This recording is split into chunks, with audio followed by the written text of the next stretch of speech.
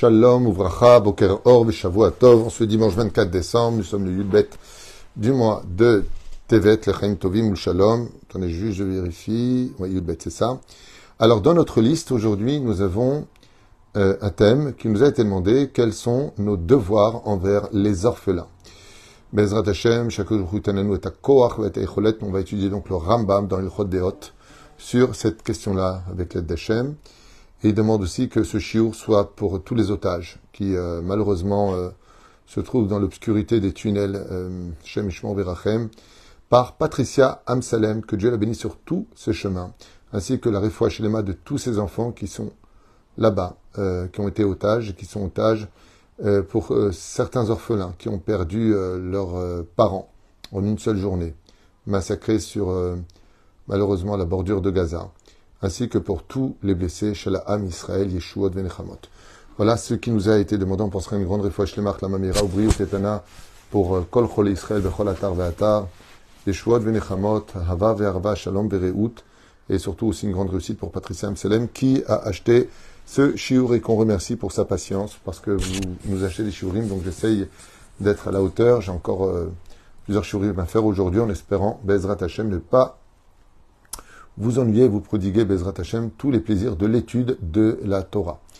Donc un sujet qui demanderait d'abord une première réflexion. Quelle différence entre un enfant orphelin et un enfant qui n'est pas orphelin? Un enfant, c'est un enfant et on se doit de le respecter, de lui apporter l'amour dont il a besoin, l'éducation adéquate à sa réussite future. Donc, qu'on soit orphelin ou pas, un enfant a besoin de tout. Les conditions nécessaires pour grandir et être un homme Bezrat Hashem, non pas parfait, mais en tout cas qui sera loin d'être imparfait. Et pour cela, on doit lui donner, bien entendu, un toit, à manger, des habits, de la considération, du dialogue, lui montrer de l'importance, voir où est-ce qu'il en est dans sa vie, observer son cursus, à savoir est-ce que il a du mal à avancer, est-ce qu'il est peut-être trop intelligent pour l'endroit où il se trouve. Éduquer un enfant demande énormément de sagesse, de patience et surtout de tolérance pour le laisser le temps de grandir. Chose qui nous manque le plus, je dirais, dans cette génération où, malheureusement véhiculée par un système nerveux qui n'en peut plus de toutes ces pressions et tensions familiales et sociales et professionnelles, eh bien malheureusement, des fois, on ne voit même plus nos enfants comme des enfants, mais on s'en débarrasse très facilement avec ce maudit portable dans lequel ils se permettent de surfer dans des mondes qui vont les rendre adultes avant l'âge, qu'on le veuille ou pas. Oufren, malgré tout, la Torah nous demande, Mideoraïta, effectivement, comme on va le lire à l'instant, qu'il y a deux personnes, même trois exactement dans la liste, qui demanderont une attention plus particulière. Qui sont ces trois personnes? L'orphelin, la veuve et le converti. Ce sont trois personnes qui viennent avec une sensibilité très particulière. Alors, on peut très bien comprendre que la première raison de ces trois personnages dictés par la Torah nous demande de faire attention à eux, c'est tout simplement parce que ce qui pousse un homme à la réussite, ce qui pousse un homme à sa concrétisation, c'est sa famille. Le fait d'avoir, on va prendre la veuve, son mari, elle existe pour lui, elle est là pour lui. Et quand on lui prend son mari et qu'il monte dans le ciel, c'est la moitié de son corps, de son âme, qui est divisée en deux. Donc elle a un manque. Et ce manque va laisser cette deuxième partie d'elle qui est restée sur terre de façon imagée, eh bien, un cœur à vif. Donc sa sensibilité beaucoup plus grande, elle est détruite, elle est en bas pour elle. Tout est à, même pas recommencer, tout a été effacé. Avec qui parler, avec qui construire, avec qui voyager, avec qui partager, avec qui dialoguer. Il n'y a plus rien.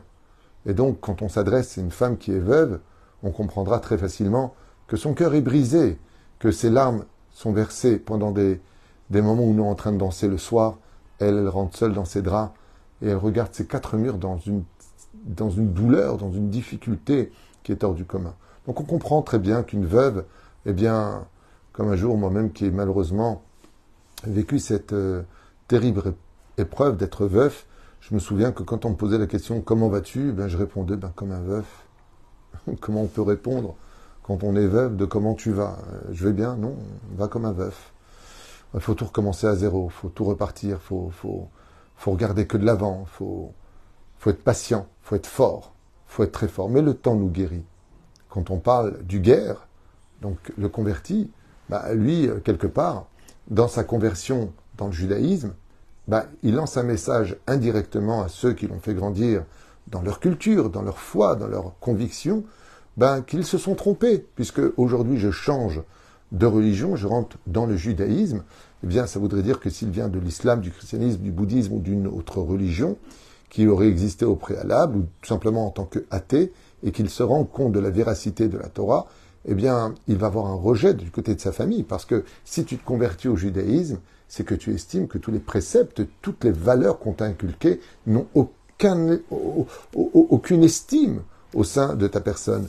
Et donc, très souvent, les personnes converties se retrouvent rejetées ou à peine tolérées au sein de leur famille. C'est pas évident de trouver ces personnes qui ont par courage eu à parcourir le judaïsme avec tellement de difficultés. D'un côté, dégagés de leur propre famille parce qu'ils ont fait un choix, et de l'autre côté, à peine accueillis les bras ouverts par la religion juive qui, si je peux pas, on n'appelle pas ça une religion juive, mais juste pour comprendre, où on va lui mettre à l'épreuve, pourquoi tu veux être juif, qu'est-ce que tu veux chez nous, dans quel intérêt tu le fais, et des examens, et de ceci et de cela, ce qui fait que le converti, il est entre le marteau et l'enclume, d'un côté refoulé par sa famille, déçu de son engagement vers le judaïsme, et de l'autre côté, on lui dit, tu sais, on t'attendait pas, on n'a pas besoin de toi en tant que juif.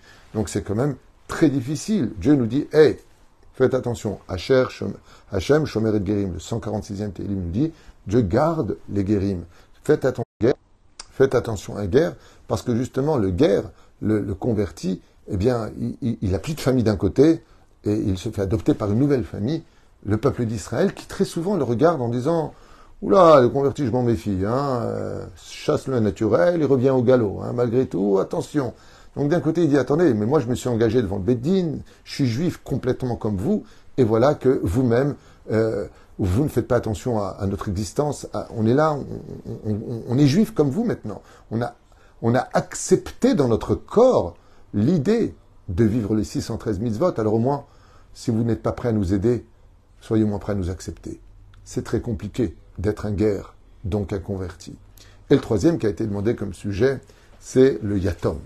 Alors, c'est vrai qu'on doit tout donner à un orphelin, mais l'orphelin a besoin d'une base. La base, ce sont ses parents. Et quand un orphelin n'a pas ses parents, eh bien, il rejoindra la douleur de la veuve, du guerre, qui lui n'a plus, d'une certaine façon, il a des parents biologiques, mais il n'a plus de parents à proprement dit, qui sont là pour lui, qui sont là en lui, qui sont là pour son avenir. Alors, il est mal. L'orphelin, il a besoin de papa. Il a besoin de maman. Mais il est yatom. Il est, seul. En tout cas, c'est comme ça qu'il se sent à l'intérieur de lui. Quand il parle à ses parents, il regarde le ciel, parce qu'ils sont dans le ciel pour lui. C'est ce qu'on lui dit. Ses parents qui sont dans le ciel. Écoutez bien ce que dit le Rambam, nous sommes donc dans Ichod Deot, à propos des lois concernant la relation avec un yatom. Et il faut savoir que dans les trois cœurs que nous avons cités, qui sont celle de la veuve, de l'orphelin et du converti, étant donné que leur cœur est brisé parce qu'ils n'ont plus ce soutien familial, plus ce soutien moral et, je dirais tout simplement, plus ce soutien de toutes les valeurs qui permettent à une personne de pouvoir évoluer de façon équilibrée, eh bien, le Créateur du monde est beaucoup plus proche d'eux que d'autres personnes. Donc, oui, il y a une différence entre un enfant qui a ses parents et un enfant qui est orphelin. Il y a une différence quand tu parles avec une femme mariée et une femme qui a perdu son mari. Il y a une différence entre un juif qui te parle et une personne qui a choisi de devenir juif parce qu'il a fait confiance en la valeur de la Torah et de la bonté qu'elle devait exprimer. Surtout de nous juger les kafsrout, Arshavan Yehudi, Azekashemeod. Oufren, quand tu fais du mal à une de ces trois personnes, et en l'occurrence l'orphelin, eh bien, pour que Dieu écoute une prière, il faut qu'elle vienne ou des larmes, ou quand on est 10. Sauf qu'un orphelin n'a pas besoin d'être 10 pour être entendu par Dieu. Car même si on ne voit pas les larmes qui coulent sur ses joues, il y a toujours des larmes qui coulent dans son cœur. Même quand il grandit, quand il obtient un diplôme. La magnificence d'un enfant ou d'un jeune homme, quand il obtient son Torah Rishon, un diplôme quelconque, c'est de courir à la maison et dire « Papa, maman, je l'ai eu, j'ai eu mon bac, j'ai eu ceci ». Tandis que là, il court vers ceux qui l'ont adopté, vers ses parents, certes. Mais tout le monde vous le dira. Même quand un enfant est adopté, il y a au fond de lui une pièce manquante au sein de son cœur qui ne sera remplacée par personne. Personne ne pourra jamais remplacer cette pièce manquante qui sont ses parents biologiques. D'abord, première question, pour les enfants, des fois qui sont adoptés, c'est pourquoi ma mère m'a laissé tomber. Qu'est-ce qu'elle a vu chez moi qui ne méritait pas son amour? C'est très dur pour un enfant. Parce qu'on se sent déjà être une personne marginale de la société, une personne détestable. Et on ne sait même pas pourquoi. On a envie de dire simplement à la mère qui nous a mis au monde, dis-moi maman, juste avant de m'avoir mis dans une poubelle et récupéré par une agence justement d'adoption, pourquoi tu m'as jeté? Si tu ne me voulais pas, pourquoi tu n'as pas fait attention de ne pas m'amener au monde? Mais le cas de l'orphelin, lui par contre, il veut ses parents. Mais ils sont morts. Le 7 octobre, le Hamas a laissé énormément d'enfants orphelins. Énormément. De parents qui ont été tués dans les kibbutz qui alentour de Gaza ont été massacrés, les enfants emmenés en captivité. Une grande partie d'entre eux. Hashem Ishmor Virachem. Chayav Adam Lizaher, donc nous sommes dans les lois, pour le cours.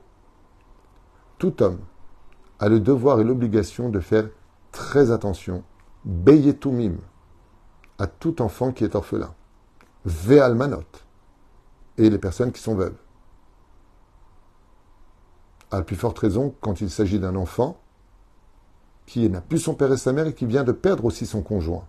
Dans ce cas-là, il serait dans une terrible situation. Comme nous avons une amie ici, que Dieu la bénisse, on aime comme une sœur, Déborah, qui nous, Baruch Hashem, honore de sa présence de temps en temps le Shabbat parmi nous, et qui malheureusement est passée par l'épreuve. Elle a ni son père ni sa mère, et elle a perdu aussi son mari. Bezrat Hashem, on lui souhaite un Yom Ledet de sa mère pour cette semaine, si Dieu veut. Chayav Adam Lizer Betomim Ve'almanot. Alors s'il est les deux en plus, à plus forte raison. Mais vous savez, j'en profite pour vous le dire dès maintenant. L'avantage qu'on a de les rencontrer, c'est de leur demander de prier. Parce que Lev Nishbar Avenitke Elokim Lotivze. Quand le cœur d'un juif est cassé, brisé ou en larmes, Elokim Lotivze. Le Créateur du monde ne basera pas sa prière. Ce qui fait que quand il prie pour toi, il raconte que tu te maries, que tu aies une bonne parnassa, que tu aies une bonne santé, n'hésitez jamais à prendre la bénédiction d'un orphelin. Parce que Kadosh Baruch Hu, il est très proche de lui, et c'est pour ça qu'il faut faire attention. Parce que si un orphelin pleure à cause de toi, si une veuve, elle pleure à cause de toi, ou un guerre, il pleure à cause de ton humiliation, eh bien, sache que tu ne pourras pas t'en sortir sans le payer très cher. Et c'est là qu'est tout le dommage, malheureusement, qui est causé pour la personne. Parce que leur cœur est rempli d'un vide. Alors s'il est rempli, il n'est pas vide. Si, il est rempli d'un vide. Parce qu'ils acceptent leur vie. Et puis ils vont être entourés de tonton, tata et d'autres. Mais c'est un vide. C'est vrai qu'ils sont remplis d'attention et autres. Mais personne ne peut remplacer ses parents. Et là, le Rambam, il nous dit, fais attention, car le cœur d'un orphelin, Nafsho Shfela, son âme, elle est vers le bas. Il se sent déjà inférieur à la société parce qu'il a un manque. Lim'od, énormément. Verucham Nemucha. Et leur âme, leur vision de la vie, Nemucha. Il se sent petit. Afal piche en baal mamon. Et même si tu dis, oui d'accord, mais ils ont quand même eu un héritage des parents qui seraient décédés, ils leur ont laissé une maison, de l'argent à la banque. Ça va. Afilou. Même si il ne s'agit pas d'orphelins dans un orphelinat, comme à l'image des dessins animés, on voyait des pauvres, et du cœur, et financièrement. Non. Même s'ils ont... Ouais, t'es peut-être orphelin, mais ça va, t'es pas vraiment orphelin. Il dit, ça n'a rien à voir, on l'a dit. Ni l'argent, ni personne ne peut remplacer un père et une mère. Afilu almanato shel melech. Et même si tu viens dire, bon, le Rambam, il mêle l'orphelin à la veuve. Il dit même une reine qui a perdu son roi, et les enfants du roi, donc qui ont perdu leur père, sur lequel il sera orphelin du père, ont le même dit Muzari anu alehem. La Torah nous ordonne de faire attention à eux et de leur parler avec plus de diligence, car leur cœur est sensible. Et Dieu sera makpid, c'est-à-dire il tiendra rigueur de ton comportement vis-à-vis de Shenemar. Kol almana veyatom lota anun. Tu ne feras pas souffrir ni la veuve, ni l'orphelin, ni personne à la base, mais eux particulièrement. Ceci me rappelle et m'éveille une histoire que j'avais vécue il y a longtemps avec quelqu'un. Il était en train de parler avec une personne qui avait à peu près il avait 20 ans et son père avait 50 ans. On venait de m'apprendre que son père, qui avait 50 ans, est mort d'un infarctus. Alors j'ai été le voir dans l'oreille, je lui ai dit, fais attention, il a perdu son père, c'est un orphelin. Change ton langage, tu parles trop durement avec lui. Et il lui a dit, excusez-moi, on vient me dire que vous étiez en deuil de votre père, que lui dit, ouais, j'ai perdu mon père, je suis pas très bien, et je m'excuse, je vous ai mal parlé aussi. Et je lui dis, fais attention. Avant de parler avec une personne, renseigne-toi bien de qui tu parles. Fais attention. Alors, le Rambam, il pose la question, il dit, alors comment on doit leur parler? Lo yedaber elehem elarakot. Quand tu t'adresses à un orphelin, à une veuve, ou même à un convertible, dans l'échéance, on parle ici de veuve et orphelin, rakot, tu parles toujours doucement avec eux et avec beaucoup plus de respect que d'habitude. Velo in ogbaem elamin akavod, et tu leur donneras beaucoup de respect par rapport à leur situation. Velo erhiv gufam bavoda, et tu feras attention, même si tu les prends à travailler chez toi, de ne pas leur donner du travail qui soit dur pour leur corps, difficile, déjà qu'ils ont l'âme en bas, qu'ils ont du mal avec leur cœur à remonter la pente, ne leur mets pas en plus un travail qui tuerait leur corps, nous dit le Rambam. Velibam et dvarim kashim, ou alors de mettre des responsabilités qui soient trop dures pour eux, au point, chazve shalom, de perdre confiance en eux, veyachos al mamonam, yoter mi mamonatzmo, et le Rambam nous dit, et tu dois faire attention au bien et à l'argent de l'orphelin encore plus que ton propre argent personnel. Veille sur son argent encore plus que sur le tien, dit le Rambam. Kol amaktinan, o machisan, o machiv. Tout celui qui fait du mal, à les rabaisser, les mettre en colère, les vexer, ou tout simplement leur faire du mal, la haine, o redabahen, o avad mamonam, ou qui leur fait perdre leur argent, ou qui les arnaque, leur fait quoi que ce soit dans ce domaine, over al isu chamur belota ase. Il fera un interdit de la Torah très grave, comme le précise la Torah. Vechol sheken amake otam omer kalelan. Et à plus forte raison, celui qui aura le malheur de les frapper ou de les maudire, lo alenu, belav, il fera un interdit très grave de la Torah. Zafapi she'en lokin alav, are onsho meforaj batorah.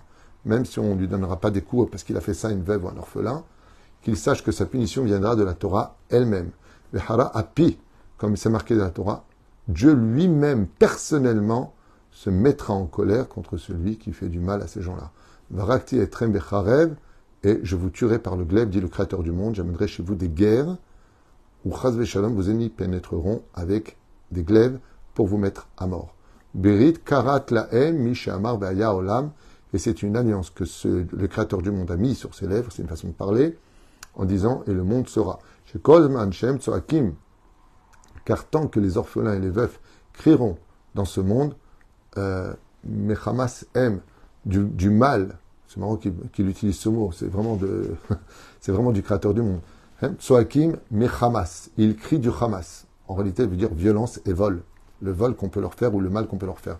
Mais ici, un jeu de mots que je ne m'attendais pas à lire, puisque je n'avais pas préparé à l'avance comme d'habitude. Donc, il y a marqué ici, Zman Shem Tsoakim Mechamas, Hem Ne'inim. Toutes ces personnes donc tuées par le Hamas, dit le Rambam, il y a juste 1000 ans en arrière, mais il ne veut pas dire le Hamas qui est sur la bande de Gaza, il parle du Hamas qui veut dire en hébreu le voleur ou celui qui fait du mal à l'autre. Hem Ne'inim. Ils souffriront chez Nema, qui im tsoech itzak elai shamoa eshma tzakato. Et le Créateur nous met en garde et dit, la moindre plainte de l'orphelin ou de la veuve, chez la Ham Israël bien sûr, qui criera, je l'écouterai et l'exaucerai. On parle de celui qui va les faire souffrir pour ses besoins personnels. Mais si par contre, tu vas leur crier dessus pour leur apprendre la Torah et le monde futur et de se comporter avec les règles de l'art, cela est permis. Parce que c'est pour leur bien. Cela de cette histoire, voilà comment finit plus ou moins le Rambam, si je vais aller jusqu'au bout. Peu importe que ce soit un orphelin de son père ou de sa mère, jusqu'à quand on peut dire qu'il est orphelin, tant que cette personne sera dépendante de quelqu'un pour vivre, il est indigne de orphelin, mais s'il a grandi au point d'être un homme, eh bien, et d'être indépendant, non pas comme ce jeune homme de 20 ans qui était dépendant de son père à la maison, il t'appelle Bahem, et là il est, donc à partir du moment où il est devenu, il a 50 ans, et il a perdu son père et sa mère, c'est la vie, donc il n'a pas vraiment un digne d'orphelin, puisqu'il était de toute façon déjà indépendant, selon le Rambam. Alors je vous finirai ce shiur avec une histoire qui est arrivée avec Rabbi Israël Misalant, Zecher Tzadik Kadosh Ibracha, qui une fois est arrivé dans une grande ville, dans une Beth Knesset, et tout le monde a reconnu Rabbi Israël Misalant. D'avoir un tel tzaddik dans sa synagogue va exiger automatiquement des invitations. Alors le président de la synagogue, vous êtes chez moi, le Rav, vous êtes chez moi, chacun est chez moi, chez moi. Puis un riche comme ça qui lui dit, écoutez, votre Rav, je suis tellement ému de vous rencontrer, j'ai tellement entendu parler de vous, est-ce que vous accepteriez de venir faire Shabbat chez moi? Vous savez, tout est superbe, j'ai une grande maison, on peut vous accueillir, la viande, kasher la madrine, chalak bet Yosef, tout est parfait. De plus, nous avons une femme, comment s'appelle? Il dit j'ai oublié, la veuve qui travaille chez moi le soir. Et il lui dit, elle s'appelle un tel, Iska. Et donc, elle vous servira, et vraiment, ce serait une belle ambiance, ce serait beaucoup d'honneur pour nous. Alors, le Rav, il dit, non, je suis désolé, je suis le Rav de la Beth Knesset, le Rav va venir chez moi, le Gaba et le président, chacun essaie de tirer la mitzvah vers lui. Et le Rav Israël Bissalat, il dit, non, je vais aller chez Shorishla, moi. Alors, le Rav a décidé chez qui il irait, ce qui évitera des disputes, et puis voilà, il y va. Et tout le monde se pose la question, pourquoi il a décidé d'aller chez lui? Et là, dès qu'ils arrivent à la maison, donc Shalom Aleichem, la femme reçoit, les enfants sont contents, tout le monde voit le Rav. La veuve qui était la femme de service voit le Rav, elle est émue, voit le Rav, Rabbi Israël Misalant. Puis voilà que il commence à chanter Shalom Aleichem. Et Rabbi Israël Misalant, il dit non, c'est pas la peine, c'est pas la peine, pas la peine. Kiddush, Kiddush, Chavod, Chavod. Ah bon? Pas Eshet Raïl, pas Shalom Aleichem, pas Etkenu Seudata, pas Limetza Rivta, pas Mizmor le David, Kloum. Kiddush. Top. Vodara Bechavod. Et le Rav remplit tout de suite 3 gouttes d'eau. Yom HaShishiva Yichul HaShemet Mekadeh Shabbat. Il s'assoit, il boit, il met dans tous les verres Netilat. Vodara, vous savez, on a le temps. Netilat, s'il vous plaît, Netilat. Ok. Netilat Yadayim. Vodara Bechavod. Motzi Lechem. Donne-moi le sel. Motzi Lechem Minaretz. S'il vous plaît, est-ce qu'on peut avoir le poisson? Mais vous ne voulez pas manger d'abord les salades, il leur a dit le riche, Rabbi Israël Misalant. Il lui a dit, salade, ça ne refroidit pas, le poisson, ça refroidit. Ah, c'est une bonne idée. Vous voyez un petit Bartora, un petit champ, il dit, non, c'est pas la peine. Après le Birkat Amazon. Il dit, ah, pourquoi? C'est comme ça que vous faites chez vous? On peut le faire après aussi, et on peut le faire toute la nuit. Bon, on a mangé le poisson, Maïm Emtsaïm, on se lave les mains, on se rince la bouche.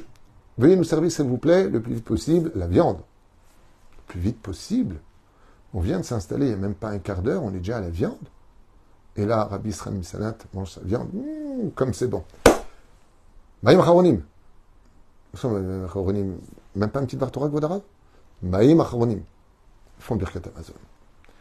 Ils ont fini le Birkat Amazon. Et là, Rabbi Israël Misalat se prépare, ils ont fini le Birkat Amazon, il prend les assiettes, il les met vers le bout de la table, et à ce moment-là, la veuve prend toutes les assiettes et elle les dépose dans la cuisine, et à ce moment-là, le richissime dit non, c'est pas grave, vous reviendrez demain, tranquillement, vous ferez la vaisselle, on n'en a pas besoin ce soir, déposez-le dans l'évier. Eh ben, qu'est-ce que je vous dis, Riska? Vous pouvez rentrer chez vous, puisque ça fait à peine une demi-heure que nous sommes arrivés à la synagogue et vous êtes déjà libérés. Alors rentrez chez vous. À ce moment-là, la veuve s'est mise à pleurer. Elle leur a dit, waouh, je t'abarre chez Molahad. Todaraba, Todaraba, Todaraba, Vodarav, Todaraba. Je peux rejoindre mes 2 enfants. Et voilà que, une fois qu'elle est partie, Rabbi Israël Misanan se lève et dit Shalom Aleichem et Shetraïmitza. Il commence à faire tout le seder. Et après, il commence à chanter un chant, puis un deuxième chant de Ikesh Mera Shabbat, et encore un chant, et encore un chant. Et d'un coup, il se met à parler de Torah, jusqu'à des heures tellement tard, que le richissime, tellement heureux d'avoir Rabbi Israël Misanan, a fait venir tous ses voisins, ils sont tous à la maison, et Rabbi Israël Misanan, il raconte tellement de belles histoires, et des halachot, et des agadot. Quand tout le monde est parti à 1h du matin, le riche lui dit, je ne veux pas vous contredire, mais juste pour apprendre. Pourquoi tout ça? Il lui a dit, tu sais pourquoi j'ai accepté de manger chez toi et pas chez les autres? Parce que tu m'as dit que tu avais une femme de maintien ici, une femme de ménage, une femme de service qui était veuve. Et donc, si elle est veuve, c'est qu'elle a aussi des enfants qui sont orphelins. Et c'est pour ça que j'ai accepté de venir ici. Parce que je suppose que tu la retenais jusqu'à des heures impossibles. Elle devait aller au rythme de ta table. Donc quand elle rentrait chez elle, il devait déjà être 23 heures. Les enfants étaient déjà endormis. Et elle devait faire son kidouche toute seule. Il lui a dit, on n'a pas le droit de faire souffrir une femme qui est veuve et des petits-enfants qui sont orphelins à la maison. C'est pour cela que j'ai accepté de venir. Et donc, il faut aller vite. Donne-moi un mousselechem, viens on mange le poisson, viens on mange la viande. Et il faut la libérer. Et après, on peut tout faire. Alors il dit quoi, j'avais pas le droit de faire ça, mais moi, j'ai eu pitié d'elle, je l'ai engagée, j'aurais pu engager une femme qui n'est pas veuve et pas subir toute cette pression. Il lui a répondu, quand on fait une mitzvah, on ne le fait pas sur le dos d'une avéra. Quand on engage une veuve à la maison, c'est pas pour lui faire subir de l'autre côté notre quotidien à nous. Et c'est pour cela que je me suis empressé que les orphelins qui étaient à la maison, qui étaient seuls, eux aussi aient le droit autant de faire Shabbat à la même hauteur que toi, pour qui Akadosh Baruch Hu a donné tous les moyens. Il a dit, je ferai tchouva. La prochaine fois, eh bien, j'inviterai elle et ses enfants à partager le Shabbat, ce qui à l'époque ne se faisait pas vraiment, ce n'était pas le même rang social. Et ainsi a été fait, à un tel point que Baruch Hashem, il y en a qui disent qu'il aurait installé vraiment juste à côté de lui, dans la maison, pour qu'elle puisse tout de suite ensuite faire le kiddush avec ses enfants.